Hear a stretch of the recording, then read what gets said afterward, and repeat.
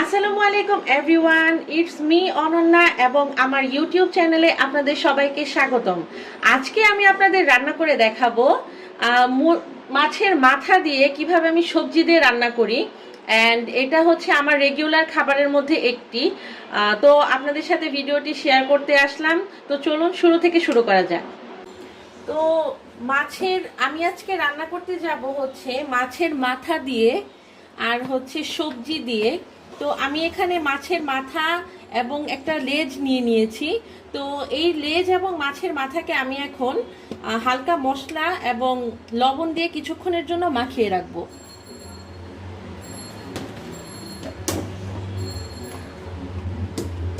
তো এখানে আমি দিয়ে দিচ্ছি স্বাদ মতো লবণ।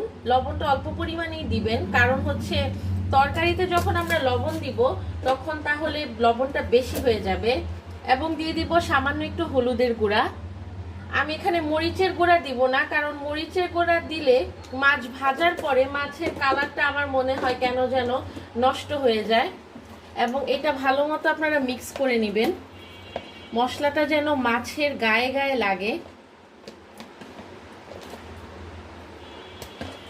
ভিডিও করতে করতে আপনাদের একটা কথা জানাই, সেটা হলো আমি ভাবলাম বা চিন্তা করলাম যে শুধু ভ্লগ না দিয়ে আপনাদের সাথে যদি আমি রেগুলার রান্নার ভ্লগও শেয়ার করি আমার পেজে, তাহলে অবশ্যই আপনাদের এটা ভালো লাগবে। আমি যতটুকু রান্না করতে পারি, যে আইটেম রান্না করতে পারি, সেগুলো আপনাদের সাথে রেগুলার শেয়ার করার ট্রাই করব। তো এখানে আমি মাছের মাথা এবং লেজের মধ্যে লবণ দিয়ে এটাকে রেখে দিলাম কিছু সময়ের জন্য। একটি প্যান নিয়ে নিয়েছি চুলায়। এক্ষেত্রে চুলার জালটা হাই করে দিবেন এবং আমি হালকা পরিমাণ সয়াবিন তেল দিয়ে দিব, রেগুলার তেল খাবারের। মাছ ভাজাতে বেশি তেলের প্রয়োজন হয় না, তাই অল্প পরিমাণে তেল দিবেন। এবং এই রান্নার মধ্যে আমি যেই সবজি নিয়েছি, আপনার হাতে যেই সবজি থাকে সেই সবজিগুলোই আপনারা দিতে পারবেন। এখানে আমি নিয়েছি আলু, বেগুন এবং হচ্ছে কহি।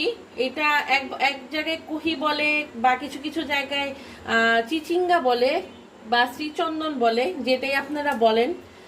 তারপরে দিয়েছি হচ্ছে পটল। তো আপনাদের হাতে সিজনাল যেসব সবজি থাকে সেগুলা দিয়েই করার ট্রাই করবেন, কোনো প্রবলেম হবে না। এবং এর সাথে আমি দিয়ে দিব পেঁয়াজ এবং হচ্ছে টমেটো। টমেটোটা অপশনাল, আমার সবজি তরকারিতে টমেটো খুব ভালো লাগে, দ্যাটস ওয়াই আমি টমেটো দিচ্ছি।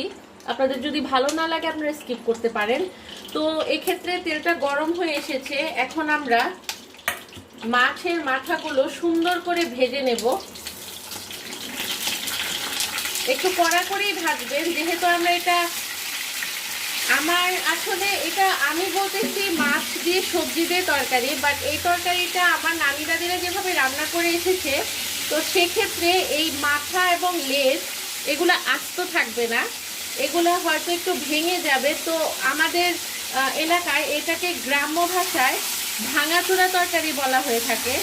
হয়তো আমার নবাবগঞ্জ বা দোহা নবাবগঞ্জের যারা আপুরা ভাইয়ারা দেখছেন তারা জানতে পারবেন এই তরকারিটা।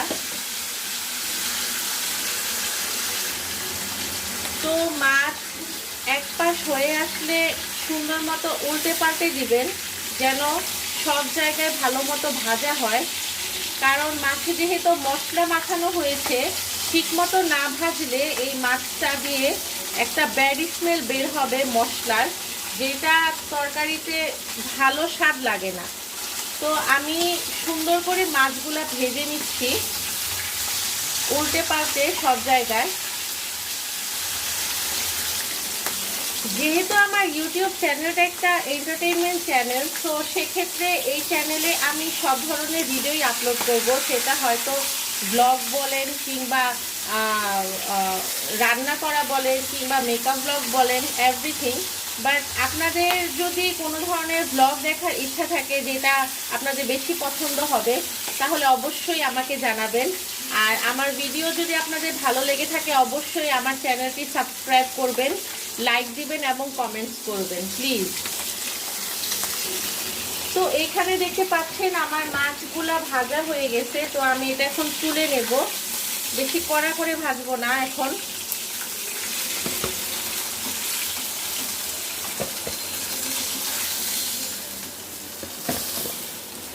এই একই তেলে আমি দিয়ে দিব পেঁয়াজ কুচি,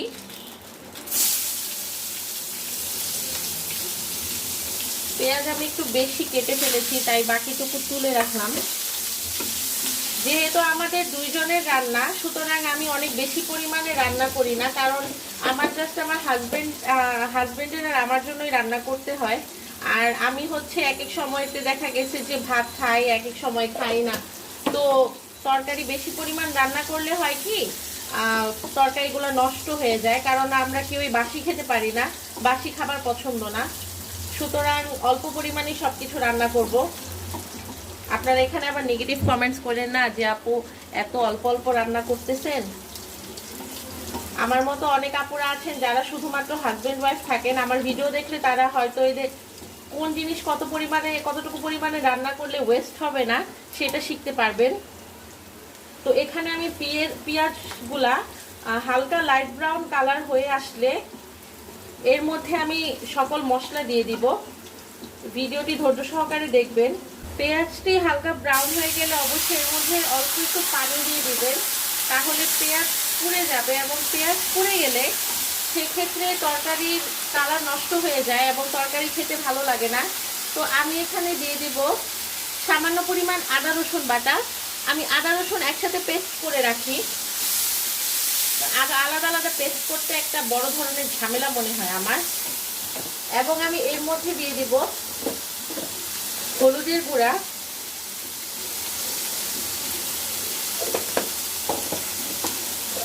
এখানে দিয়ে দিব মরিচের গুঁড়া।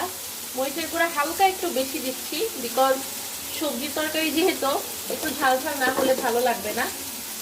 এখন এর মধ্যে দিয়ে দেব ধনিয়া গুঁড়া এবং সাথে দিয়ে দেব সামান্য পরিমাণ জিরা গুঁড়া। জিরা গুঁড়া এখন সামান্য পরিমাণ দিব, কারণ তরকারি নামানোর মোমেন্টে আমি জিরার গুঁড়া দিই। এখন সবগুলো মশলা ভালো মতো মিক্স করে এখানে হালকা একটু পানি দিয়ে দিব।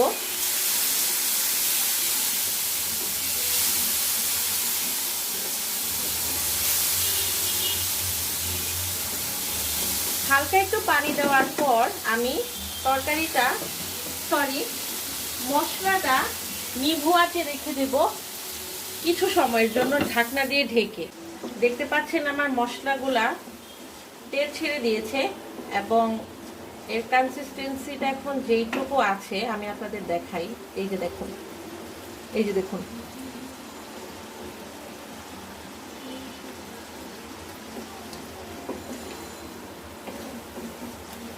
এ পর্যায়ে আমি সবজিগুলো দিয়ে দেব এবং মশলার মধ্যে সবজিগুলো কষাবো।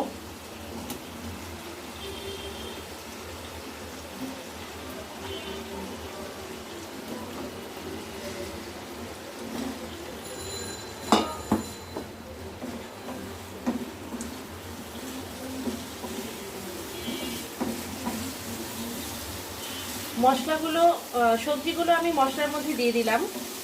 এখন এই সবজিগুলো আমি হালকা একটু পানি দিয়ে, বেশি পানি দিব না, একদম অল্প পরিমাণ, 1 কাপের হাফ কাপ পানি দিয়ে আমি সবজিগুলো নিভু আঁচে কষাবো, যেন সবজিগুলো ভেতর পর্যন্ত সুন্দর মতো সফট হয়, তাহলে তরকারি খেতেও ভালো লাগবে।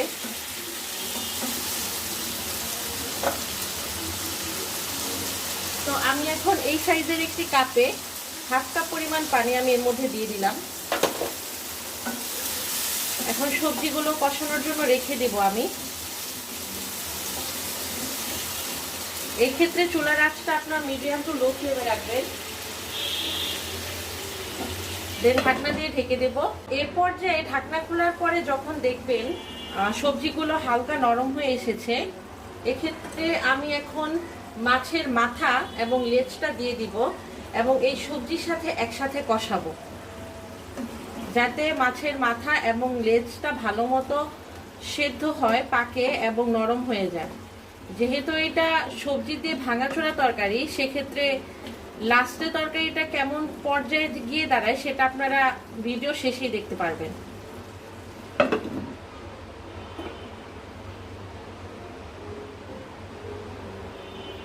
এবং আমি এর মধ্যে এখন দিয়ে দেব টমেটো,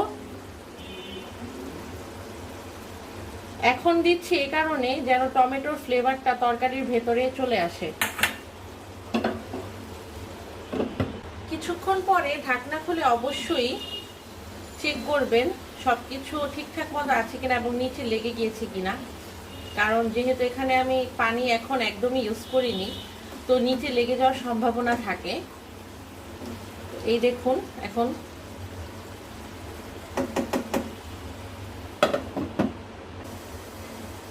ঢাকনা খোলার পরে যখন দেখতে পারবেন তরকারিটা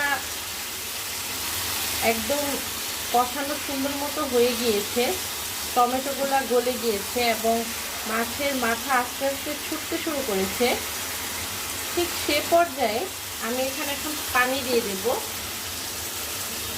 পরিমাণ মতো।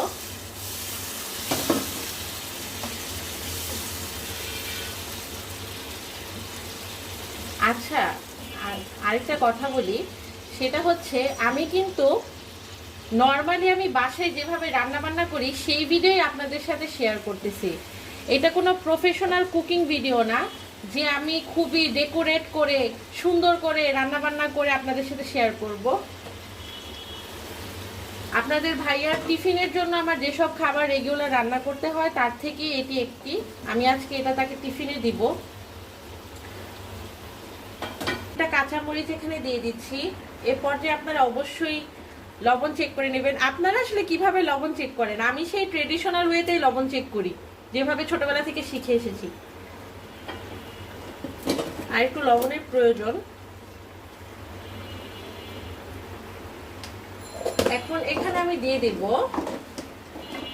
ভাজা জিরে গুঁড়ো। মাছের মাথা রান্না করলে তার মধ্যে অবশ্যই ভাজা জিরে গুঁড়ো দিবেন। এক্ষেত্রে মাছের মাথার যে অনেকের কাছে হয়তো একটু সেন্ট লাগতে পারে, তো সেইটা আর লাগে না, সেটা নষ্ট হয়ে যায়। তো এখন আমি সব ইনগ্রেডিয়েন্ট দিয়ে আবার হালকা একটু পানি দিয়ে আমি এটা এখন ঢেকে রাখবো।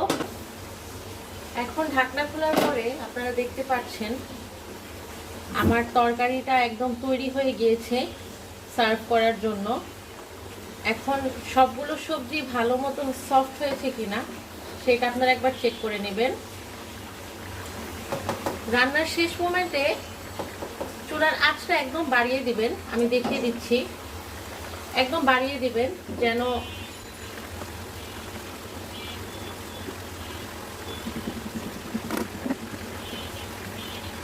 আমার তরকারিটা হয়ে এসেছে। এখন আমি এটা একটা বাটিতে ঢেলে নিব।